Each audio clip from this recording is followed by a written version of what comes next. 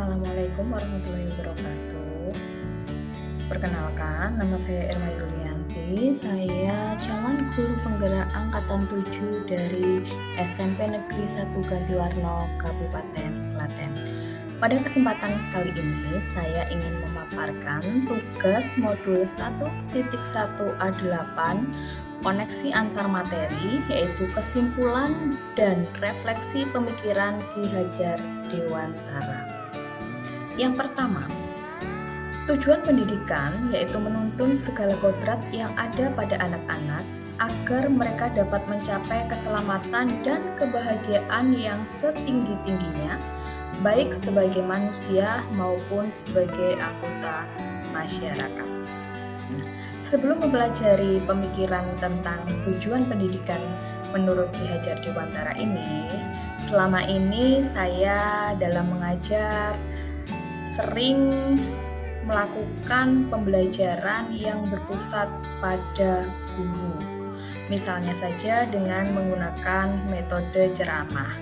Ketika anak terlalu kesusahan dalam mempelajari suatu materi, saya biasanya menjelaskan materi tersebut dengan berceramah, karena saya berpikir dengan saya berperan lebih banyak menjelaskan materi, maka anak-anak akan lebih mudah memahami. Akan tetapi yang terjadi hasilnya tidaklah seperti yang saya bayangkan. Beberapa anak masih saja belum bisa menguasai konsep yang diajarkan. Kemudian, saya juga masih menganggap bahwa siswa adalah objek pasif yang hanya menerima segala informasi dari satu sumber, yaitu guru. Saya juga merasa bahwa diri saya kurang bisa menuntun anak. Setelah mempelajari modul 1.1 tentang pemikiran Ki Hajar Dewantara, saya menyadari bahwa pembelajaran harus berpusat pada siswa atau student center. Guru di sini hanya berperan sebagai fasilitator, menuntun, membimbing, mengarahkan agar anak bisa mengonstruksi pengetahuannya sendiri sesuai dengan kemampuan mereka, agar pembelajaran yang dilakukan menjadi lebih bermakna.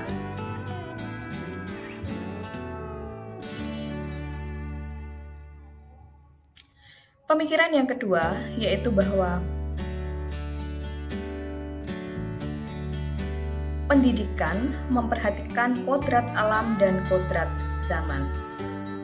Sebelum mempelajari pemikiran Ki Hajar Dewantara tentang kodrat alam dan kodrat zaman ini, saya kurang memahami karakteristik siswa. Kadang saya beranggapan bahwa setiap anak ini harus memiliki kemampuan yang sama dan harus pintar di mata pelajaran yang saya ajarkan.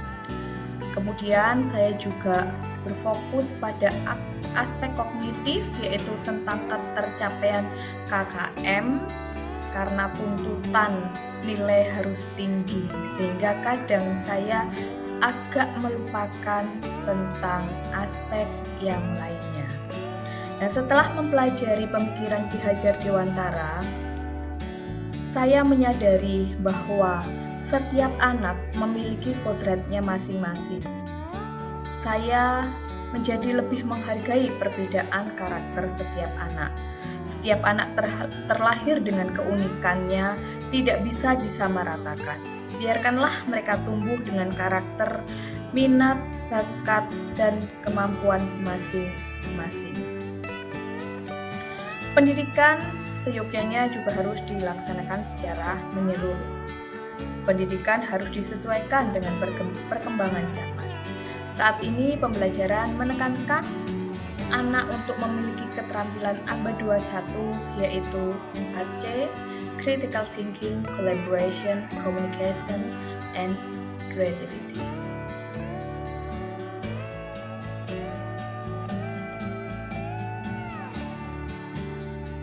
Yang ketiga, bahwa pendidikan adalah tempat persemaian segala benih-benih kebudayaan yang hidup dalam masyarakat kebangsaan. Sebelum mempelajari pemikiran Ki Hajar Dewantara tentang ini, saya berpikir bahwa ketika anak datang ke sekolah, mereka itu sudah membawa kebiasaan-kebiasaan atau budaya baik mereka dari rumah.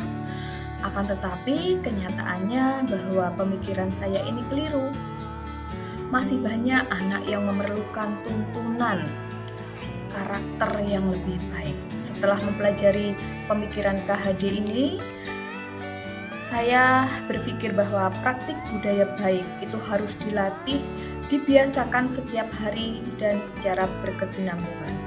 Mendidik karakter anak tidak bisa secara instan, perlu keteladanan dan contoh nyata dari para guru.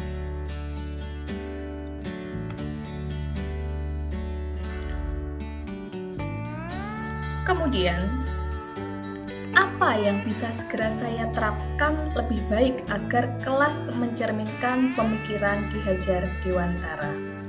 Yang pertama, saya akan melakukan identifikasi karakteristik siswa, di mana dengan mengidentifikasi karakteristik siswa, saya akan menjadi lebih dekat lagi dengan siswa. Kemudian, saya akan merancang pembelajaran yang berpusat pada siswa. Siswa lebih aktif di dalam mencari pengetahuan, mengkonstruksi pengetahuan mereka sendiri, bukan hanya dari ceramah-ceramah yang saya berikan. Selanjutnya, melaksanakan pembelajaran berdiferensiasi sesuai dengan kebutuhan siswa. Ini berkaitan dengan kodrat alam dan kodrat zaman dari siswa. Selanjutnya, menerapkan merdeka belajar dengan terlebih dahulu membuat kesepakatan kelas dengan siswa agar apa yang dilaksanakan itu bisa berjalan dengan baik. Siswa bebas mengungkapkan, mengekspresikan diri mereka, akan tetapi tetap harus sesuai dengan kesepakatan aturan yang sudah dibuat. Kemudian memberikan teladan dengan memberikan contoh langsung karakter yang baik. Karena anak-anak akan meniru apa yang dilakukan oleh guru. Sehingga sebagai guru saya harus memberikan contoh langsung nyata kepada mereka. Kesimpulan yang saya dapatkan setelah mempelajari modul 1.1 yaitu bahwa pendidikan harus berpihak atau berpusat pada siswa. Siswa bukanlah objek, melainkan mereka adalah subjek pembelajaran. Pendidik memiliki peran untuk menuntun sebagai fasilitator, membimbing, mengarahkan siswa sesuai dengan kodrat alam dan kodrat zaman. Yang tidak kalah penting, pendidik harus bisa menginternalisasikan filosofi Ki Hajar Dewantara yaitu ing ngarsa sung tulodo, ing madya mangun karsa dan tutwuri handayani. Demikian pemaparan dari saya. Terima kasih.